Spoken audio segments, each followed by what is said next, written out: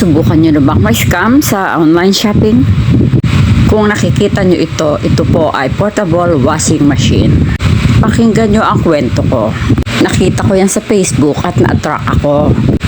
At ako'y nag-order. Ang dumating, isang plangganang bitupe.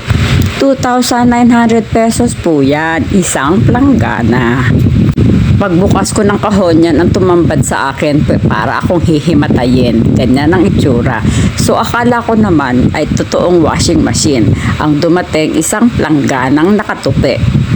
Pagbukas ng kahon, una kong hinanap, paano ko ba isasaksak ito? Saan ang takip? At paano kaya magiging kuryente ito? Wala lahat. Ganito po talaga yung in-order ko. Pero ang dumating nga, isang planggana. So nakakainis, di po ba? Kayo, huwag kayo magpapaloko.